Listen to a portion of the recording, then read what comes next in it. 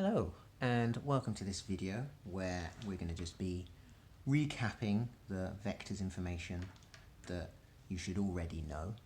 We're just going to make sure that we're ready to look at algebraic fractions afterwards. So what we should know is that a vector is something that has both a size and a direction. And you've spent some time looking at vectors as arrows. So here vectors describe movement on a 2D plane.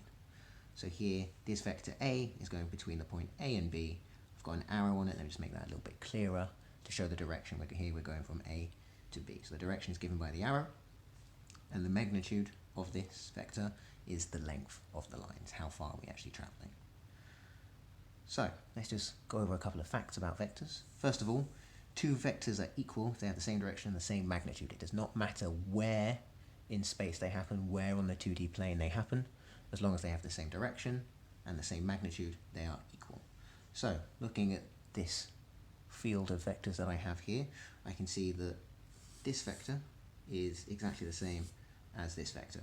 This one is going 3 to the right and 2 up. This one's also going 3 to the right, 2 up. I can also see here, this vector must be the same as that one. Those are both equal, because this is going 1 to the left and 1 up. This is going 1 to the left and 1 up. And I can also see here, this has to be equal to this one. This is going 1 to the right, 2 down, 1 to the right, 2 down. These ones are not equal. They're not equal vectors because they've got different directions. This one is going in this way, and this one is going in this way. So although they have the same magnitude, they do not have the same direction. They are not equal vectors. Now, we should also be familiar with describing vectors using numbers in column vectors. Here we would mostly use this when describing translations, so describing movement there of the transformation. Here this vector is going 2 to the right and 3 up, and so that would be described using the numbers 2, 3.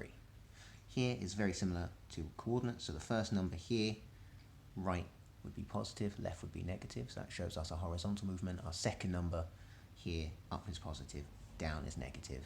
Our second number shows us vertical movement, again, similar to coordinates. Very common mistake with these would be to write a little line between them as if they are a fraction. They are not a fraction. They are a column vector. Do not put that line. You look incredibly silly. So here, I can see that I'm starting from here and then going to this point. So I'm going 1, 2, 3, 4 to the right, so that's a positive 4, and 2 up, that's a positive 2. This one, I can see that I'm going 2 to the left, so that's going to be negative 2. And then I can see that I'm going 1, 2, 3, 4 up, so that is positive 4. Here, going this direction, that means I'm starting here. So I'm going 1, 2, 3, 4 to the left, so that is negative 4, and then 2 down, that's going to be negative 2. Here, I'm starting at this corner, so that is 3 to the right, and then 3 down. So that's 3 to the right, positive 3, negative 3 for 3 down. Here I'm starting over here, so that's going to be 1, 2, 3, 4 to the left. So that's negative 4, 3 down, negative 3. Here I'm going 3 up, so that is positive 3, and then 3 to the left. That is negative 3. Oh, I did that the wrong way around, didn't I? This is 3 to the left, negative 3, and then 3 up, positive 3. Almost made a mistake writing it down. So that is negative 3, and then positive 3. 3 to the left, 3 up. We will also spent some time previously looking at multiplying vectors by a number. So here I've got the vector A, which is 3 to the right and 1 up. 2A is just A twice. So here would be 1A. I just do that again. I've got 2A. So here 2A is going to be 1, 2, 3, 4, 5, 6 to the left and 2 up. Both of these numbers have been multiplied by 2. Now, negative A is when we are going to have both of these as negatives. That's negative 3, negative 1. So that is going 3 to the left and 1 down, what you'll see is it's exactly the same line, just in the opposite direction. So we can multiply negatives and they can get longer. They'll still be parallel to each other, so we can see here it's just longer, still the same direction. Both of those numbers will be multiplied by 2. Here, if it's a negative, it's going to go in the opposite direction. If I was going to do -2, it'd be going in the opposite direction and twice as long as well.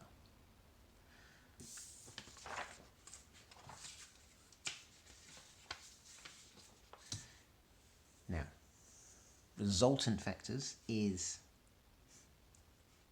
a word that you don't see very often. So resultant vectors is when you're adding them together, it's when you're combining them to make new journeys. So here, let's say I had this vector A, which is 2, 2, and let's say I had this vector B, which is 4, 0, and I want to just add A to B. So this is me doing A and then doing B. The resultant vector is if I had just gone from that start point to that end point. So adding A and then B, this resultant vector here, which is 6 to the right and 2 up, is just adding the numbers of the vector. So adding these vectors gives us a resultant vector. It's as if I had just done this one vector. And one thing that we'll also notice is that adding vectors, doesn't matter the order we do them in, just like with regular numbers. Here, B and then A would still give me the vector 6, 2. The resultant vector of A and then B is the same as the resultant vector of B and then A. Now, negative B, which is just -4, 0. Here, if I wanted to do A, take away B, that's just me doing the vector A and then doing the vector -B. So I've started here, I'm doing A, and then I'm doing -B. Here, my resultant vector of A and then B is -2 and then 2 up. And again, that's, if we look at the numbers, that's just me doing here 2 take away 4 is -2, 2 take away 0 is just 2. So here my resultant vector here is if I just did A and then take away B. That is as if I just done that journey. Now, we're going to be looking at drawing these, which was sort of what we used to do beforehand. Very common mistake is just putting them together and not thinking about the journey. Here, when we're finding resultant vectors, it has to make a nice, complete journey. So A take away B, I can't just put them together. This doesn't make sense as a journey. I'm going to here, and then I'm trying to go back on myself. That completely doesn't work. It's completely wrong. It needs to make a nice, flowing journey from a start point to a finish point. So let's just have a look at what some different resultant vectors would look like. So here I've got A, I've got B, and I've got C. So I'm going to do A plus C. Here I'm going to have A as going 1 to the right, 3 up, and then plus C, I'm then going to do this vector afterwards, so that goes like that.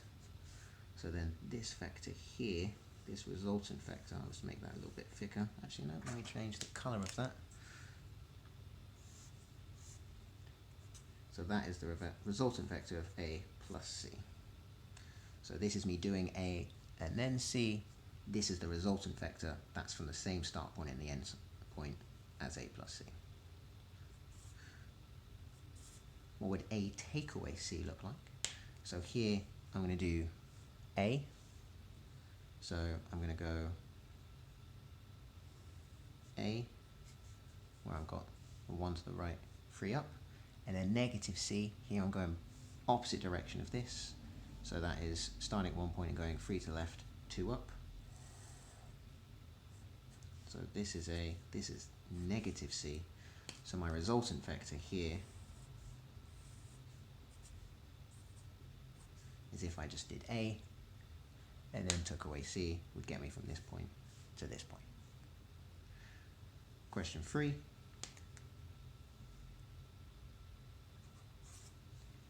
Draw C and then 2B. So here, C, just a normal positive C. So that is my vector C. 2B, so I'm just going to do B twice. It's going to be here and then that is 2b, so that is b, and then another b. So here, my resultant vector, oops, like this, should have grabbed a ruler. Here, this is c, take away 2b. This is if this is the same journey as doing c and then negative 2b. Question 4, a subtract b. So that means I'm going to do a negative b. Oh, can't see the top of this. Negative b is going the opposite direction there. Let me try and make this easier to see.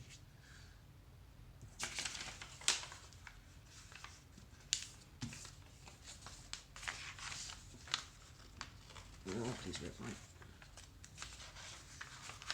Oh no. Naughty.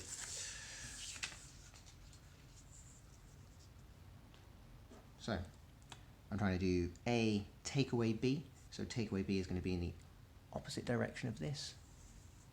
Be in the opposite direction of this. So that is going to be going that way. So that is negative B. So this is my resultant vector.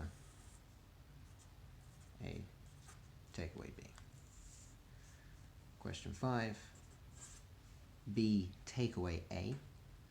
Now that means I'm going to do a positive B. So a positive B is just that. And then a negative A is in the opposite direction of this. So that is going to be going downwards. That is negative A. So that is me going this way. So that is B take away A. Now one thing that's quite interesting here is A take away B and B take away A obviously have the same magnitude but opposite direction. This is the negative version of this. Last question. A take away 2B. So that means I'm doing A, which is your regular A, negative 2B, so I'm going in the opposite direction of B. I'm doing that twice. Gives me this resultant vector there, A take away 2B. So that resultant vectors is something that people find quite difficult to get the hang of. The important thing is we've got continuous journeys when we combine vectors together.